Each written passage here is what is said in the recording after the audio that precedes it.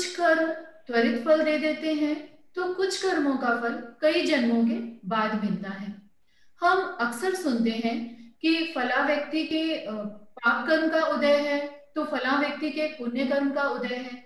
आत्मा से चिपकने के बाद कर्म कई प्रक्रियाओं से गुजरते हैं, कई अवस्थाओं में परिवर्तित होते हैं, और इसी दौरान उनके उदय में आने का समय और फल देने की तीव्रता या मंदता भी तय होती है।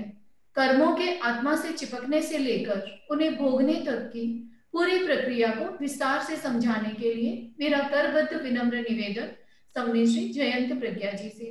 वंदामि नमः।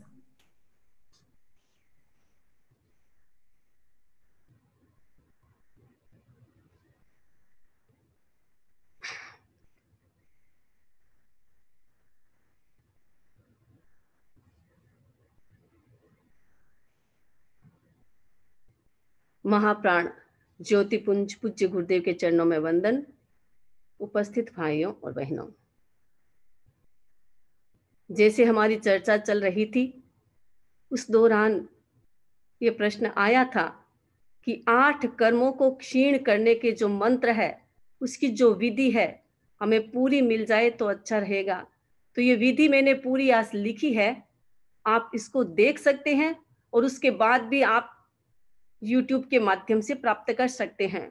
तो ये विधि 8 कर्मों को क्षीण करने की है, जिसमें मंत्र भी है और जिसमें साधना भी है, जिसमें तपस्या भी है और लोगस का भी पाठ है। तो जितना जितना दिया हुआ है लोगस का पाठ, अगर उस कर्म को क्षीण करने के लिए कोशिश करते हैं तो वो लोगस, जितने लोगस है उतना लोगस हर दिन करे, वो मंत्र का जाप करे। और तपस्या हो तो अच्छी बात है, नहीं हो तो जब स्टार्ट करे ये मंत्र की साधना, तो स्टार्ट के समय में वो तपस्या कर ले और फिर लोगस का और मंत्र की साधना करते जाए। और ऐसा लगे कि अब मेरे कर्म हल्के हुए हैं, तो इसमें तो अपने ऐसा दिक्कत नहीं है, आप जितना भी करेंगे उतना ही ठीक रहेगा, उतने कर्म को ही क्षय करना है। तो आप करते रहेंगे तो आपके कर्म क्षय हो सकेंगे। और अब हम आज की बात करते हैं कर्म बंध की अवस्था। कोई भी कर्म आत्मा के साथ चिपकता है, कर्म चिपका, पुद्गल आत्मा के साथ चिपके, कारण वर्गणा आत्मा के साथ चिपकी, चिपने के बाद वो कर्म बनता है और कर्म बनने के बाद एक समय के बाद फिर वो उदय में आता है। ये सारी प्रोसेस है, बंध और उदय के बीच की सारी प्रोसेस है। बीज बोया गया, बीज बोने के बाद फल हुआ, वृक्ष के अंकुर फूटे, अंकुर फूटने के बाद वृक्ष हुआ, फिर फल हुआ और फिर फल पक जाता है, उसमें बीज निकलता है, फिर प्रोसेस स्टार्ट होती है, फिर वो बीज वृक्ष बनता है। यही हमारे कर्म शरीर की प्रोसेस है। ये बंध की 10 अवस्था, जो 10 अवस्था है और बंध और उदय के बीच की अवस्था है। कर्म बंधा, उदय में आया, उसके बीच की ये सारी प्रोसेस चलती है। कोई भी कर्म आत्मा के साथ बंधता है तो कैसे बंधता है? बहुत बार ये प्रश्न आता है कि हम कौन से कर्म वर्गणा के पुद्गल को ग्रहण करते हैं, कितने नजदीक से ग्रहण करते हैं, कितने हाई पावर के कर्म बांधते हैं, तो क्या हम बाहर से पुद्गलों को ग्रहण करेंगे, कितनी दूर से खींचेंगे। तो ये एक सारी प्रोसेस है। इस प्रोसेस को आप समझेंगे कि हमने कोई भी कर्म ग्रहण किया, बाहर से आश्रव के माध्यम से सामग्री आती है, बाहर से केवल सामग्री आती है, वो ग्रुप में होती है, समुदाय में होती है, उसमें कोई विभाग नहीं होता कि ये सामग्री कर्म ज्ञानावरण्य को रोकेगा, ज्ञान को रोकेगा, या दर्शन को रोकेगा, या मोह को करेगा, कुछ भी नहीं। उसमें तो मात्र एक पुद्गल होता है, मात्र ग्रुप होता है। हमारा आश्रव, हमारा अट्रैक्शन, हमारे भीतर की चंचलता और हमारे कसाय के योग से जो अट्रैक्शन पैदा होता है, वो अट्रैक्शन बाहर से पुद्गलों को लेके आता है, कारण वर्गणा के पुद्गलों को लेके आता है। जितना ज्यादा अट्रैक्शन होगा, चंचलता जितनी ज्यादा होगी, प्रकंपन जितने ज्यादा होंगे, बाहर से पुद्गल उतना हो लेके आएगा। अब बाहर से पुद्गल आए, पुद्गल आकर के वो आत्मा के साथ चिपकेगा। आश्रव का काम क्या है? केवल बाहर से माल को लाना, ला करके कारण शरीर को सौंप देता है, कारण शरीर उसे आत्म प्रदेशों पर चिपकाती है। आप इस चित्र को देख रहे हैं कि ये बीज बोया, धरती के अंदर गया और धरती ने उसे एक्सेप्ट किया। जब तक कार्बन वर्गणा के पुद्गल आत्मा एक्सेप्ट नहीं करती है, आत्मा के भीतर चिपकता नहीं है, तब तक वो पुद्गल ही है, वो कर्म नहीं है। लेकिन आत्मा ने उसको चिपका लिया है, अपने साथ उसको मिला लिया है, एक में एक कर दिया है, दूध और पानी की तरह वो मिला लिया है। जैसे दूध के भीतर में पानी मिल जाता है, उसी प्रकार आत्मा उन कर्मों को अपने साथ मिला लेती है, तब वो बंध कहलाता है। उससे पहले बंध नहीं होता। जब आत्मा के साथ कर्म चिपक जाते हैं, वो पुद्गल चिपक जाते हैं, तभी वो कर्म बनते हैं, तभी बंध कहलाते हैं। वही बंध जब ग्रुप रूप में होता है, उसको हम कार्बन शरीर कहते हैं। तो यही सारी प्रोसेस है। कार्बन शरीर अनादिकाल से बना हुआ है। नए कर्म आते हैं, पुराने टूट जाते हैं, पुराने निकल जाते हैं, फिर उसके स्थान पर नए आकर के बैठ जाते हैं। ये प्रोसेस चलती रहती है, निरंतर चलती रहती है। जैसे समुद्र होता है, समुद्र का पानी होता है, पानी कभी खाली नहीं होगा। क्यों? क्योंकि उससे भाप निकलती है। समुद्र के पानी से भाप निकलती है, भाप ऊपर जाती है, ऊपर से फिर पानी आकर के नीचे बरस जाती है। हमारी भी यही कर्मों की प्रोसेस है। कर्म आत्मा के साथ चिपका, वो कार्बन शरीर एक समुद्र की तरह हो गया। अब उसमें कर्म चिपका, जब उसका उदय आता है तो भाप बन करके बाहर निकल जाता है, निर्जित हो जाता है, झड़ जाता है, आत्मा से अलग हो जाता है, और फिर वो एटमॉस्फेयर में यानी इस ब्रह्मांड में फैल जाता है, आकाश में फैल जाता है, और फिर वापस कर्म बन करके आत्मा के साथ चिपक जाता है। यही सारी प्रोसेस है। तो जब आत्मा के साथ कोई भी पुद्गल चिपक गया, तब बंध कहलाता है। अब वो बंध जब हम बंद करते हैं, तो ये प्रश्न आता है कि कौन से पुद्गलों को ग्रहण करेंगे हमारे नजदीक। जो भी हमारे आत्म प्रदेश के नजदीक होगा, नजदीक का मतलब एक आप इस चित्र को देख रहे हैं जो एनिमेटेड नहीं है, उस पर आप देख रहे हैं कितने कोष्टक बने हैं। अब इस कोष्टक को आप ये समझ लो, ये आकाश प्रदेश, ये आकाश है। ये पूरा जो व्हाइट कलर का चित्र बना हुआ है जो एनिमेटेड नहीं है, वो एक आकाश समझ लो। उसको हम आकाश कहते हैं। और आकाश के ऊपर जो ये कोष्टक बने हुए हैं, अब इनको समझ लो, ये कोष्टक आत्म प्रदेश है। और उसके अंदर देखो आत्म प्रदेश है, उसके आत्म प्रदेश में आकाश है, जो इसके बीच में एक डॉट डॉट बंधा हुआ है। हर एक कोष्टक के बीच में, 4 कोष्टक में बीच में एक डॉट है। ये डॉट हमारा आत्म प्रदेश है, और इस डॉट के आसपास छोटी छोटी बूंदे हैं, वो हमारे कार्बन वर्गणा के पुद्गल है। अब जिस आकाश प्रदेश पर वो डॉट बंधा बैठा हुआ है, यानी आत्म प्रदेश बैठा हुआ है, जिस आकाश प्रदेश पर आत्मा का प्रदेश विद्यमान है, उस आकाश प्रदेश पर जो कर्म बैठे हुए हैं, जो वर्गणाएं बैठी हुई है, हमारा आत्म प्रदेश, हमारा जो आश्रव है, उन्हीं कर्म वर्गणा को ग्रहण करेगा, दूसरे को नहीं करेगा। जिस आकाश प्रदेश पर आत्मा का प्रदेश है, जिस आकाश प्रदेश पर आत्मा का प्रदेश बैठा हुआ है, उसी पर जो कर्म वर्गणा के पुद्गल है, उसी को वो ग्रहण करके अपने साथ चिपकाएगा, दूसरे को नहीं लाएगा। यही प्रोसेस है। वो वहां से खाली हो गया तो नया आकर के बैठ जाएगा। ये तो निरंतर प्रोसेस चलती रहती है। तो आत्म प्रदेश के साथ में जो कर्म वर्गणा के पुद्गल एक स्थान पर बैठे हैं, हमारी आत्मा अच्छी या बुरी प्रवृत्ति के माध्यम से उन्हीं कर्म वर्गणाओं को ग्रहण करके उसे कर्म बनाती है। ये बंध की आश्रव की प्रोसेस, और यह बंध की प्रोसेस। अब हम देखेंगे कि आत्मा के साथ कर्म आए, आकर्षण हुआ, आश्रव के माध्यम से कर्म आया, वो तो एक समुदाय के रूप में आता है। आत्मा के साथ चिपक गया, वो बंध बन गया। अब बंध बनने के साथ उसकी क्या प्रक्रिया चलती है, उसकी प्रोसेस क्या है, अब इस प्रोसेस को हम समझे। ये चित्र है जिसमें आप देख रहे हैं कि बंध का ये चित्र है। उसमें 4 चीजें दिखाई गई है: प्रदेश, प्रकृति, स्थिति और अनुभाग। ये बंध की 4 अवस्थाएं कह दो, बंध के 4 प्रकार कह दो। आत्मा के साथ जब कोई भी कार्बन वर्गणा आकर के चिपकेगी, जब वो कर्म बनेगा, तो क्या करेगा, किसको रोकेगा? क्योंकि वो बाहर से कर्म आया है, वो तो समुदाय रूप में है, वो तो ग्रुप रूप में है, उसमें कोई विभाग ही नहीं है, वो तो एक जैसा है। आपकी बैंक में मनी है, मनी आपके बैंक में है, वो तो मनी है, उसमें कोई विभाग नहीं है कि इतनी मनी है वो मुझे शादी में काम लेना है, इतनी मनी है मुझे घर बनाने में काम लेना है, इतनी मनी है मुझे स्वास्थ्य में काम लेना है। कुछ भी विभाग नहीं है, वो केवल मनी है। उसी प्रकार कार्बन वर्गणाएं जो आती है आश्रव के थ्रू हमारी आत्मा में चिपकते हैं, वो तो एक बंध है, वो तो एक जैसे पुद्गल है। अब पुद्गल तो एक जैसे है, उसका विभाग करेगा हमारा कार्बन शरीर, क्योंकि मैनेजर तो वही है, शक्तिशाली तो वही बैठा है, वो सबको काम लगाएगा। जितने भी पुद्गल आए हैं एक साथ हम अनंत अनंत पुद्गलों को ग्रहण करते हैं, एक दो को नहीं, संख्य को भी नहीं, असंख्य को भी नहीं, क्योंकि उनमें तो ताकत ही नहीं है कर्म बनने की। कर्म बनने की ताकत अनंत पुद्गल एक साथ, अनंत प्रदेश एक साथ होता है, वो जो स्कंद होता है उसमें ही कर्म बनने की ताकत होती है। तो जब जीव बाहर से कर्म पुद्गलों को ग्रहण करता है तो वह अनंत अनंत कर्म पुद्गलों को एक साथ ग्रहण करता है। तो अनंत प्रदेश आ गए हमारे आत्मा पर। अब अनंत प्रदेश है, उन सबको काम लगाना, जितने भी प्रदेश आए हैं उनका डिवीजन करना। कैसे? क्योंकि ये आत्मा के साथ आए हैं, उसको हम प्रदेश कहेंगे। बाहर से जो पुद्गल आए हैं, अनंत पुद्गल आए हैं, वो आत्मा के साथ चिपक गए हैं, उसको हम कहते हैं प्रदेश। यानी बाहर से पुद्गलों को आत्मा के साथ चिपका देना, इसको हम कहते हैं प्रदेश। अब दूसरा है प्रकृति।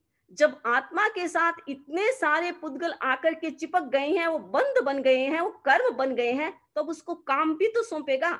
बिना काम वो फालतू के थोड़ी है, फालतू ऐसे वैसे घूमते रहेंगे। जिसके काम पास काम नहीं होता है वो व्यक्ति घूमता रहता है, बेकारी बढ़ाता है, बेकार की बातें करता है।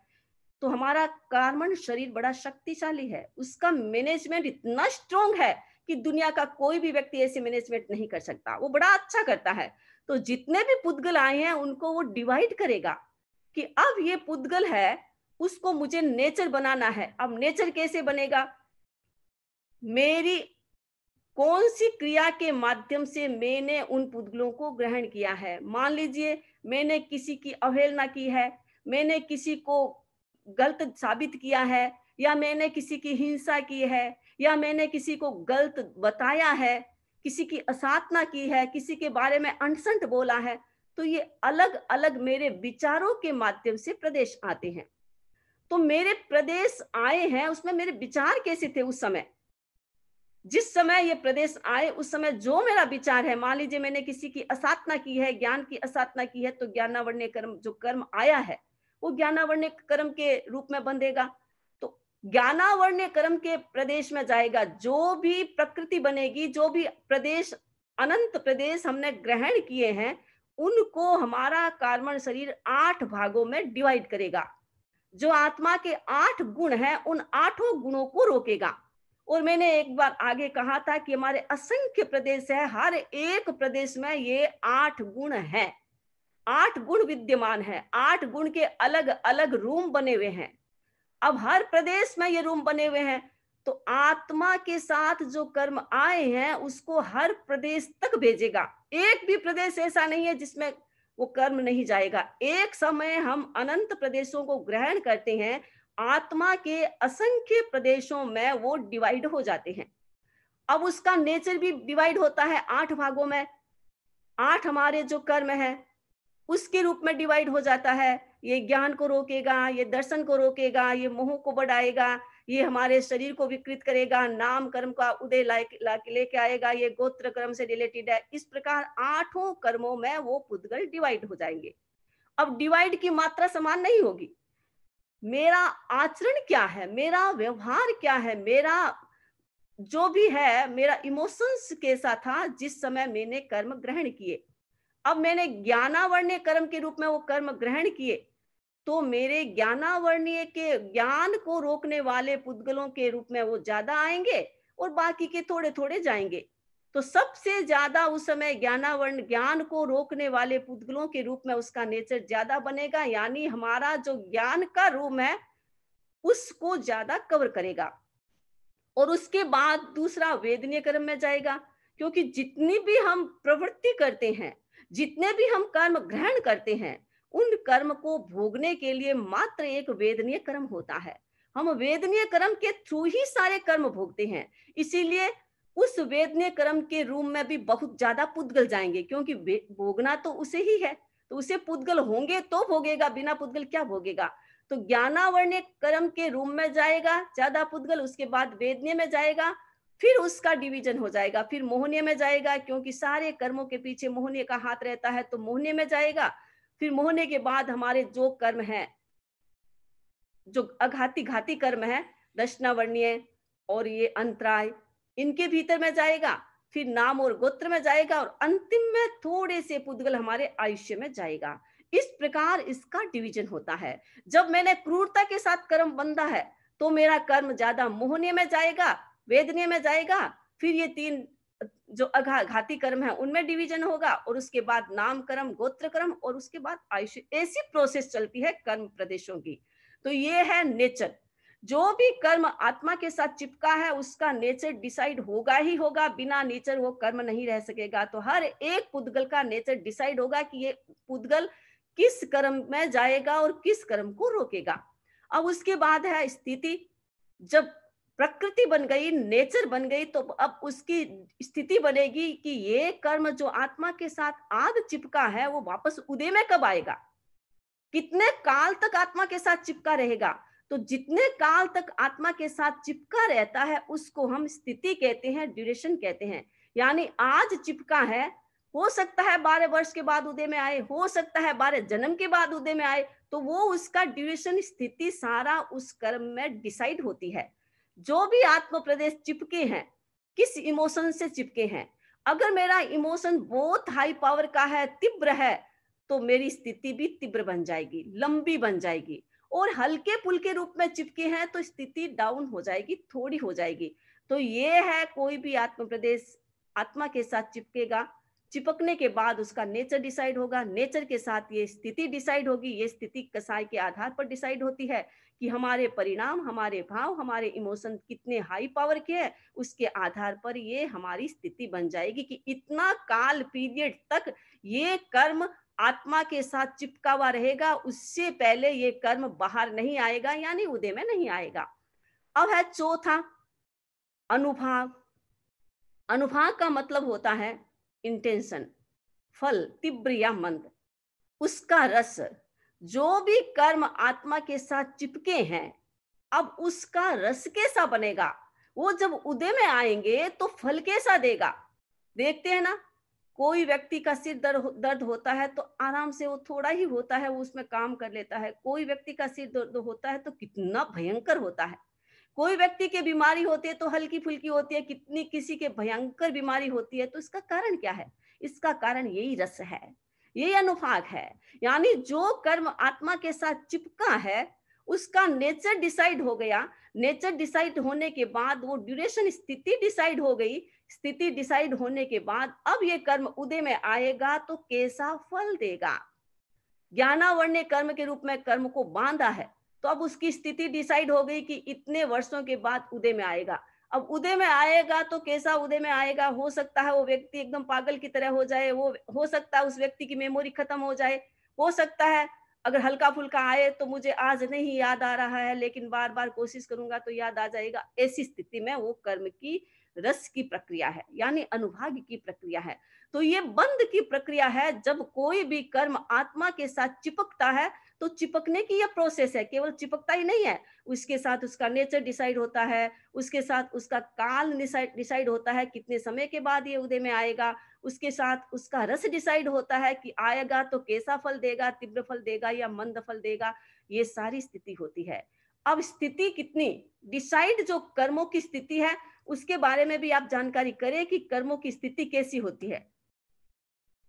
जैसे ये है कर्म बंध की स्थिति। ज्ञानावर्ण्य कर्म का बंध होता है तो उसकी जगन्य स्थिति है अंतर्मुहूर्त। इसका मतलब आज मैंने किसी ज्ञानी व्यक्ति की असाधना की है तो मेरे ये कर्म बंधा है। मैंने वो इतनी ज्यादा साधना नहीं की है, किसी के संपर्क में आकर किसी के कहने से मैंने थोड़ा कर दिया है, फिर मेरे मन में आया कि मैं ऐसा क्यों कर्म करूं। तो एक बार मैंने किसी की असाधना की तो कर्मों का तो बंधन हो गया। हल्का फुल्का हुआ है तो उसको अंतर मुहूर्त, उसकी जगन्य स्थिति है, यानी अंतर मुहूर्त के बाद वापस आपके उदय में भी आ सकती है। आप ऐसा हम ये न सोचे कि जो हमारे कर्म आज उदय में आए हैं वो हमने पहले सारे किए हैं, 1 घंटे पहले भी किए वो भी उदय में आ सकते हैं। पता नहीं एक क्षण पहले किए वो भी उदय में आ सकता है। कोई भी कर्म कभी भी उदय में आ सकता है, बस उदय में आने के लिए उसका टाइम पीरियड ही होता है। टाइम पीरियड कितना बंधा है उसके साथ वो उदय में आ जाएगा। तो ज्ञानावर्ण्य कर्म की जगन्य स्थिति अंतर्मूर्त और उत्कृष्ट स्थिति होती है 30 कोड़ा कोड़ सागरोपम। यानी कोई कर्म हमने ऐसी क्रूरता के साथ किया है, किसी की असाधना इतनी की है, ज्ञान की असाधना इतनी की है, तो वो कर्म हमारे आत्मा के साथ 30 कोड़ा कोड़ सागरों पंग तक वो आत्मा के साथ चिपका हुआ रह सकता है। 30 कोड़ा कोड़ का मतलब 30 करोड़ इंटू 30 करोड़, इसको कहते हैं 30 कोड़ा कोड़ी सागरोपम। अब दशनावर्णीय सहित सागरोपम का आपको आता होगा, इसका माप भी होता है, कभी समय आएगा तो किसी अपने बोल के दौरान वो भी मैं बताऊंगी, बताने का भाव है अगर आएगा तो। आज तो आप इतना ही समझे कि 30 करोड़ इंटू 30 करोड़ बराबर सागरोपम। अब दशनावर्णीय कर्म, उसका भी अंतर्मूर्त होता है और उसकी स्थिति भी 30 कोड़ा कोड़ सागरोपम की होती है। वेदनीय कर्म 12 अंतर्मूर्त, यानी कोई भी वेदनीय कर्म हमने किसी को पीड़ा दी है, किसी को कष्ट दिया है, दुख दिया है, सताया है, तो हमारा वो कर्म अंतर्मूर्त यानी उसकी जगन्य स्थिति 12 मूर्त है। 12 मूर्त के बाद वो कर्म उदय में आ सकता है और उसकी उत्कृष्ट स्थिति है 30 कोड़ा कोड़ सागरोपम की। मोहनीय कर्म, उसकी अंतर्मूर्त, उसकी जगन्य स्थिति है अंतर्मूर्त, यानी अंतर्मूर्त के बाद भी वह उदय में आ सकता है और उत्कृष्ट स्थिति उसकी होती है 70 कोड़ा कोड़ी सागरोपम। यानी कोई भी मोहनीय कर्म आत्मा के साथ चिपका हुआ है, वो कर्म मोहनीय बना हुआ है, तो उसकी स्थिति 70 कोड़ा कोड़ी सागरोपम तक की हो सकती है। अब आगे है आयुष्य कर्म, अंतर्मूर्त के बाद भी उदय में आ सकता है और 33 सागरोपम, उसकी उत्कृष्ट स्थिति 33 सागरोपम। यानी हमारा आयुष्य का बंधन, व्यक्ति जब मरता है तो लास्ट मोमेंट में अंतर्मूर्त के भीतर भीतर उसके आयुष्य का बंधन भी हो सकता है और उसके बाद उसकी मृत्यु हो सकती है, तो कर्म उदय में आएगा। नाम कर्म, उसकी जगन्य स्थिति 8 मूर्त अंतर्मूर्त और 20 कोड़ा कोड़ी सागरोपम। गोत्र की भी इतनी और अंतराय की 1 अंतर्मूर्त और 30 कोड़ा कोड़ी सागरोपम। इतने काल तक कर्म आत्मा के साथ चिपका हुआ रह सकता है और जगन्य इतने काल में उदय में आ सकता है। तो ये सारी कर्म की स्थिति, जब कोई भी कर्म आत्मा के साथ चिपकता है तो उसका ड्यूरेशन, ये स्थिति यानी काल पीरियड डिसाइड होता है, वो इसके आधार पर डिसाइड होता है। अब है हमारा कि हमने ये 4 बंध को समझा है, प्रदेश, प्रकृति, स्थिति और अनुभाग। हमारे आगमों में इसको एक उदाहरण से समझाया जाता है, लड्डू का उदाहरण दिया जाता है। जैसे कुछ लड्डू बनाए, एक व्यक्ति ने लड्डू बनाए। अब लड्डू में क्या किया, आटा डाला उसने जो भी सामग्री लड्डू बनाने के लिए डाला, घी डाला, आटा डाला, शुगर डाला, सब बराबर, लड्डू में सब बराबर, लेकिन कुछ चीजें अलग डाली। जैसे उसमें कोई लड्डू बनाया तो उसमें पोस्त डाल दिया, खसखस डाल दी, गुलाब जल डाल दिया, तो वो लड्डू क्या काम आएंगे? वो लड्डू जिसके पित्त की शिकायत है, जिसके शरीर में गर्मी की मात्रा ज्यादा है, तो वो लड्डू उसके लिए काम आएंगे। लड्डू तो एक ही है, सामग्री एक ही जैसी है, लेकिन थोड़ी थोड़ी चीजें अलग डालने से उसका नेचर बदल गया। कोई व्यक्ति गैस के लिए करता है तो सौंठ डाल देगा और इस प्रकार की चीजें डालेगा जो गैस का शमन करेगा। मेथी डाल देगा तो मेथी का लड्डू बनाएगा जिससे गैस का शमन होता है। तो लड्डू एक जैसा है, सामग्री बाहर की एक जैसी है, आटा, घी, चीनी सब एक जैसा है, लेकिन थोड़ी थोड़ी दूसरी मात्रा डालने से उसका नेचर बदल जाता है। जैसे कफ का, कोई व्यक्ति के कफ की शिकायत है, कोल्ड की शिकायत है, जुकाम ज्यादा रहता है, तो वो लड्डू बनाएगा तो उस लड्डू में खसखस, गुलाब जल नहीं डालेगा, वो डालेगा तो कफ ज्यादा हो जाएगा। तो वो क्या करेगा, उसमें काली मिर्च डाल देगा, पीपल डाल देगा, जिससे उस लड्डू का नेचर बदल गया। तो इस प्रकार ये लड्डुओं का नेचर बदलता है।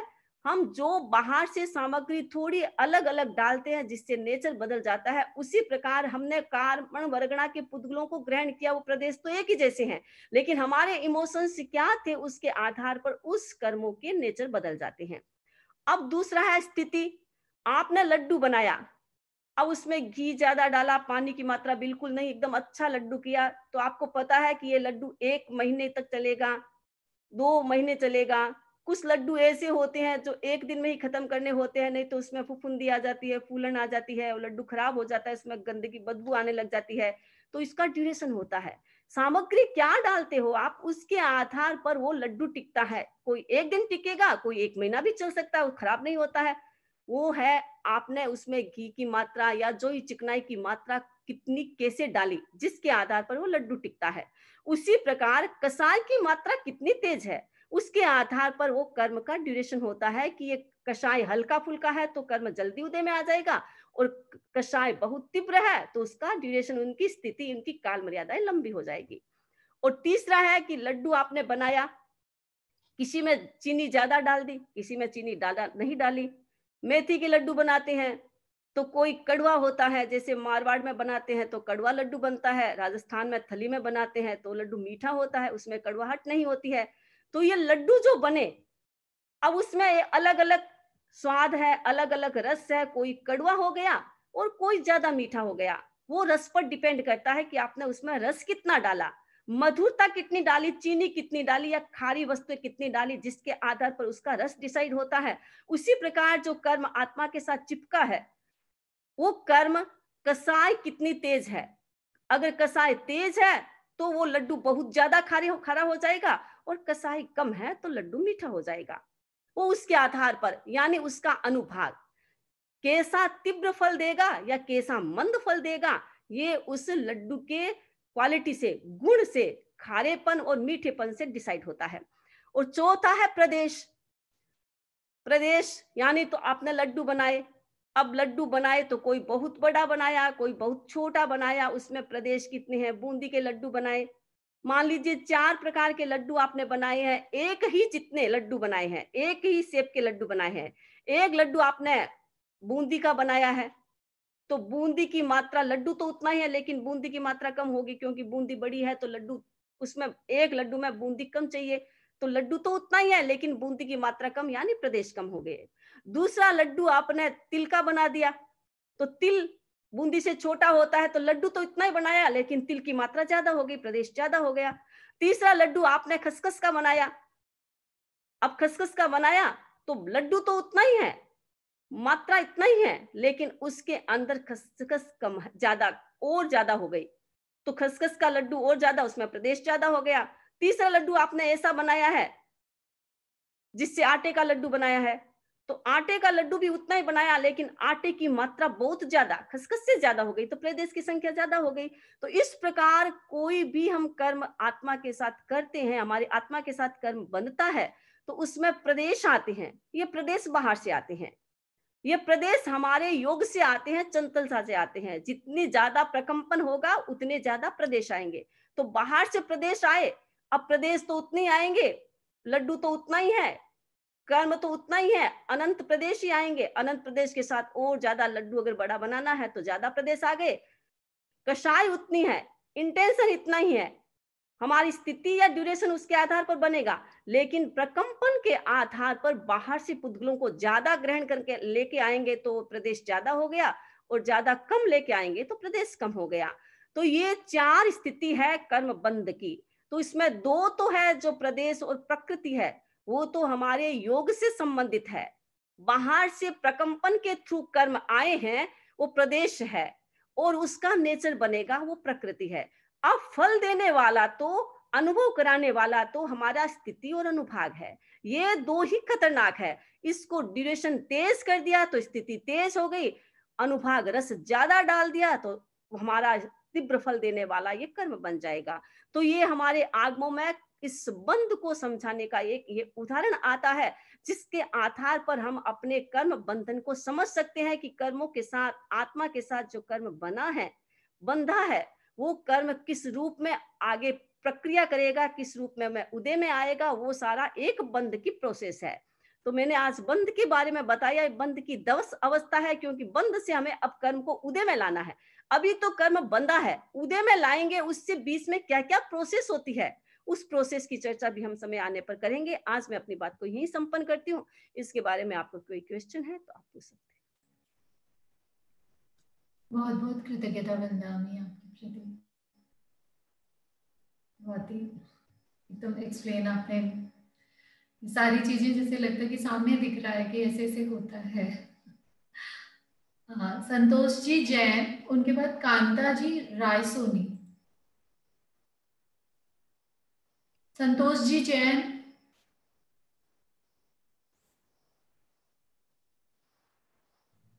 कांता जी रायसोनी, उनके बाद कुसुम जी हिरन। वंदा में नमन स्वामी, हाँ आवाज आ रही है? जी हाँ आ रही है। आपने बोला था लोगस का पार्ट और करते हैं ना, तो हम जैसे पैसेट या यंत्र है वो भी तो भगवान, चॉइस भगवान की स्तुति है ना, तो दोनों कर सकते हैं या एक ही कर? अब आपका जो मन माने, क्योंकि ये सारा मन का खेल है। किस पर आपका विश्वास ज्यादा है? अगर आपका विश्वास ज्यादा है कि मुझे पेशेंट या यंत्र करना है तो आप वो कर सकते हैं। लेकिन जनरल जो लोगस की माला या लोगस का पाठ बताया जाता है उसमें किसी यंत्र की बात नहीं है, उसमें लोगस का पाठ है, ताकि आप विशुद्ध रूप से तीर्थंकरों की स्तुति करें, लोगस का पाठ करें, जिससे कर्म क्षय होगा। तो ये तो आपके मन पर डिपेंड है कि आप पेशेंट या भी कर सकते हैं, आप लोगस भी कर सकते हैं, जैसी आपकी इच्छा हो वैसा कर सकते हैं। कुसुम जी हिरन, उनके बाद अनीता जी पुनामिया। कुसुम जी हिरन,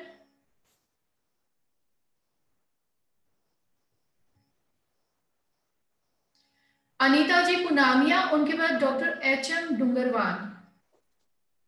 वंदामी नमन स्वामी, मेरा ये प्रश्न था हेलो। कि हाँ, हेलो, वंदामी एक नमन मिनट स्वामी। कुसुम जी, आप अनीता जी के बाद में अभी। अनीता जी आप बोलिए। हाँ, वंदामी नमन स्वामी, मेरे दो प्रश्न थे।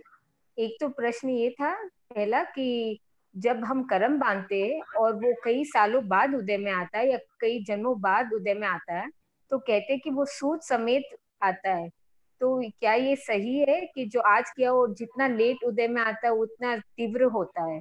और दूसरा प्रश्न ये है कि हमारे जो रिलेशनशिप्स होते हैं अपने रिलेटिव्स के साथ, जैसे माँ बाप भाई बहन, वो हर जन्म में बदलते हैं, तो क्या हमारे कर्म का इक्वेशन और उनके कर्मों का इक्वेशन हमेशा जुड़ा रहता है कि किसी ना किसी जन्म में वापस एक दूसरे के रिलेटिव बनेंगे? आपका पहला क्वेश्चन है कि वह तीव्र होता रहता है, कहते हैं सूद सहित मिलेगा। ऐसा नहीं है। जब कर्म आत्मा के साथ चिपकता है उस समय उसकी स्थिति डिसाइड हो जाती है, तो वो कर्म तो आपको उसी रूप में फल देगा। अगर वो निकाचित है तो निकाचित के रूप में ही फल देगा। ज्यादा कम या ज्यादा होना उस कर्म से संबंधित नहीं है।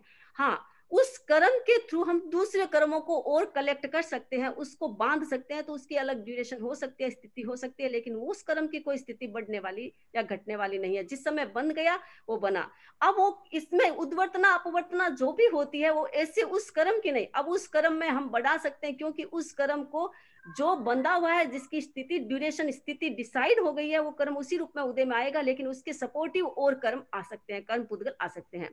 दूसरी बात है कि ये रिलेशन का जो प्रसंग है, ये रिलेशन ऐसा है कि आपका उस व्यक्ति जो आपके रिलेटिव है उसके साथ कैसा संबंध है। रागात्मक संबंध है तो कर्म तो भोगने पड़ेंगे, तो क्योंकि राग और द्वेष तो कर्म है, उसको भोगे बिना तो मुक्ति है नहीं। तो कहीं भी जाएंगे, एक जन्म से दूसरे जन्म जाएंगे, तो ये राग और द्वेष ही तो लेके जाता है अपने को। तो राग और द्वेष, अगर आपके कोई फैमिली मेंबर के साथ आपका बहुत रागात्मक संबंध है तो एक साथ भोगने के लिए फिर आप एक साथ आएंगे। अगर द्वेषात्मक संबंध है तो भी साथ में आ सकते हैं, कर्म भोगने के लिए साथ में आ सकते हैं, भाई भाई बन सकते हैं अपने। तो अतीत का उदाहरण है भगवान पार्श्वनाथ के साथ, जो उनका कमठ था वो उनका भाई भी बना था कर्म भोगने के लिए। बार बार वो द्वेषित था लेकिन बार बार कर्म भोगने के लिए साथ आते हैं।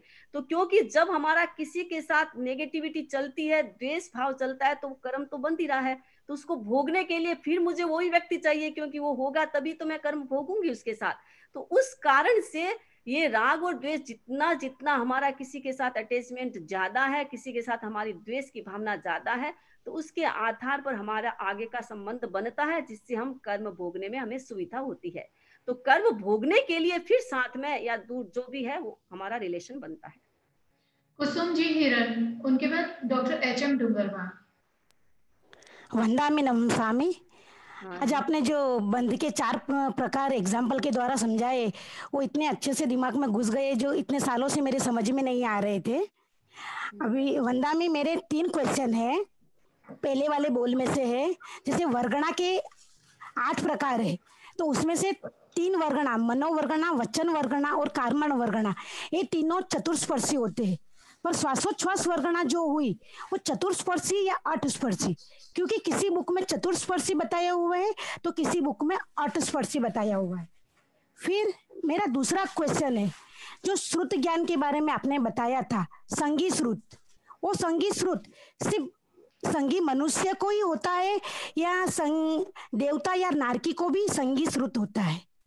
फिर मेरा तीसरा क्वेश्चन है कि जैसे अगर मैंने त्याग किया हुआ है, कि मैंने जूठे डालने का त्याग किया हुआ है, पर एक दिन जैसे मैंने अगर लीलोती का त्याग भी किया है, तो कभी कैसा हो जाता है कि जैसे मैंने दाल बाटी बनाई और उसके अंदर मैंने नींबू डाल दिया और बाद में मुझे याद आया कि अरे आज तो मेरे लीलोती के सौगंध थे, अभी अगर उसको फेंकती हूँ तो मेरे वो वाला जूठे डालने का त्याग टूटता है ना, उसको खाती हूँ तो नींबू वाला त्याग टूटता है, तो उस समय मुझे क्या करना चाहिए? ठीक है, आपके 3 प्रश्न हैं। हाँ जी। पहला प्रश्न आपका है वर्गणा, वर्गणा के बारे में। हाँ जी। 8 वर्गणा है, उसमें 3 वर्गणा को चतुष्पर्शी बताया है। वो तो आपके कोई उसमें तो प्रश्न है ही नहीं आपके, हाँ क्योंकि जी, चतुष्पर्शी है। चौथा एक स्वच्छ श्वास है, वो स्वच्छ श्वास दोनों प्रकार की वर्गणा होती है। स्वच्छ श्वास सूक्ष्म भी होता है और अष्टस्पर्शी भी होता है, चतुष्पर्शी भी होता है, अष्टस्पर्शी होता है। इसलिए दोनों पुस्तकों में दोनों प्रकार की बात मिलते हैं, तो दोनों ही राइट है, गलत नहीं है। क्योंकि स्वच्छ श्वास वर्गणा सूक्ष्म पुद्गल को भी हम ग्रहण करते हैं और स्थूल पुद्गलों को भी ग्रहण करते हैं। तो कोई स्वच्छ श्वास वर्गणा के अष्टस्पर्शी पुद्गल होते हैं, कोई चतुष्पर्शी होते हैं, सूक्ष्म भी होते हैं, तो दोनों तरह के हो सकते हैं। दूसरा आपका प्रश्न था कि संगी जो देवता होते हैं, संगी श्रुत के बारे में जो प्रश्न था, तो संगी जितने भी जीव है, चाहे देवता है, चाहे नारक है, चाहे मनुष्य है, चाहे तिर्यंच है, संगी जीव का जो ज्ञान होगा वो संगी श्रुत ज्ञान कहलाएगा। तो वो श्रुत ज्ञान संगी जीवों में देवता का भी हो सकता है, मनुष्य का भी हो सकता है, तिर्यंच का भी हो सकता है और नरक का भी हो सकता है। और तीसरा प्रश्न आपका था कि जूठे छोड़ने का, आपने जूठे छोड़ने का त्याग किया है, तो आपने वो खाना ले लिया है, अब आप जूठा फेंकेंगे तो भी आपको पाप लगेगा, आप खाएंगे तो भी आपको पाप लगेगा। तो सबसे पहले हमें सावधानी रखना है कि जब आप खाना ले तब आप पहले पूछा करें, पहले पूछे। जैसे साधु भिक्षा के लिए जाता है तो पहले पूछता है कि भाई ये किस लिए बना है, क्या बना है, इसलिए खोज करता है। उसी प्रकार अगर आपके त्याग है तो पहले आप खोज करें कि आप जो खाना ले रहे हैं उसमें मिलाया क्या है। नींबू मिलाया हुआ है तो आपको फिर खाना नहीं, हरियाली के त्याग है, तो पहले आपको खोज करना चाहिए। पहले आप खोज करेंगे तो शायद आपके वो दंड पाप नहीं लगेगा, और नहीं तो फिर खाना आ गया है आपका, अगर आपका खाना कोई आपको हेल्प करता है, दूसरा आपका कोई रिलेटिव या आपके अपनी फैमिली का बच्चा या कोई भी वो खाना खाना चाहे तो आप उसको दे दे, नहीं खाना चाहे तो फिर आपको दंड लेना पड़ेगा। खाना फेंकेंगे तो क्योंकि वो भी तो ठीक नहीं है, उसमें जीव भी पैदा हो सकता है, वो ठीक नहीं माना जाता है। तो आप उसको खाएंगे, आपके आ गया है आपके पास, पहले तो खोज खबर करके ले, आप अवेयरनेस रखे। पहले तो आपको, अगर आपने ऐसे ही खाना ले लिया तो अनअवेयरनेस का, आपकी अजागरूकता का तो पाप ही लग गया, आपको प्रमाद का पाप ही लग गया, और फिर पाप और लगेगा अगर जूठा फेंकेंगे तो। अगर वो खाना चाहता है कोई इजीली से तो उसको ऑफर कर दो, दे दो, और नहीं खाना चाहते हैं तो आप उसको फेंके नहीं, आप खाएंगे लेकिन आपको दंड लेना पड़ेगा। Doctor HM. डूंगरवाल, उनके बाद श्वेता जी हिरावत। वंदनामी नमो स्वामी। हाँ, क्वेश्चन है, पिछले जन्म के कर्म हमारे साथ जुड़ते हैं, आते हैं, तो ये कर्म हम इस जन्म में पहचान सकते हैं क्या? जो पिछले कर्म, क्योंकि आज हम कर्म भोग रहे हैं ना, तो पिछले के भी है। अब आप पहचान तो ऐसे सकते हैं कि आपको जो कर्म उदय में आया है वो कितना सघन है, कितना सघन है, और कितने लंबे काल तक वो कर्म आपके साथ बैठा हुआ है, कितने लंबे काल तक आपको उदय में एक ही जैसा आ रहा है। आप इतनी मेहनत करते हैं, इतना पुरुषार्थ करते हैं, लेकिन वो कर्म जा ही नहीं रहा है। मान लीजिए सपोज, जैसे एक बहन ने कहा कि वेदनीय कर्म, वो धर्म इतना करता है लेकिन वेदनीय कर्म तो उसके खत्म ही नहीं हो रहा है, तो इसका मतलब वो अतीत का ही कर्म है, इस भव का शायद नहीं है, नेक्स्ट लास्ट भव का होगा। तो ऐसे हम पहचान सकते हैं कि वो कितना तीव्र है और कितना वो सघन है और कितने लंबे काल तक चल रहा है। और दूसरी बात कि आप ऐसे भी पहचान, बाकी तो हम पहचान नहीं सकते हैं क्योंकि हमारे पास वो ज्ञान नहीं है, अवधि ज्ञान और मन प्रयोग ज्ञान जैसी चीज नहीं है, इसलिए हम पहचान नहीं सकते हैं। लेकिन ऐसे हम पहचान सकते हैं कि अगर मैंने अपने अतीत में, यानी इतना बड़ा लाइफ हो गया, उस लाइफ में मैंने कोई ऐसा काम किया है जिससे मेरे ऐसे कर्म बंधे, तो आप उसको याद करके भी हम अनुमान लगा सकते हैं कि शायद वो इसी भव के कर्म हो। तो वो थोड़े काल के लिए आता है, आपको थोड़े दिन के लिए फल देकर चला जाता है, तो हो सकता है इसी भाव का हो। लंबा चलता है तो इस भाव का नहीं हो सकता, क्योंकि वो लास्ट भाव का हो सकता है। श्वेता जी हिरावत। श्वेता जी हिरावत। वंदामि नमस्सामि। हाँ, मेरी एक जिज्ञासा है कि ये जो लोगस का पाठ हमें 27 बार करना है या 21 बार, तो हम उसे दिन में कुछ कुछ अंशों में कर सकते हैं क्या पाठ में, कि हमें एक साथ ही करना चाहिए? ऐसा है कि वैसे तो एक ही साथ करना चाहिए जिससे आपको पूरा फल मिले, क्योंकि जितना जल्दी हम फल चाहते हैं तो उसी के अनुरूप हमें काम करना चाहिए। तो अगर आप फल ज्यादा चाहते हैं, जल्दी चाहते हैं, तो आप एक साथ ही आपको करना चाहिए, जिससे उसका ज्यादा पवित्रता बढ़ती है। और टुकड़े टुकड़े में करेंगे तो फल तो मिलेगा, ऐसा नहीं है नहीं मिलेगा फल, लेकिन हो सकता है उसमें देरी हो सकती है। बहुत बहुत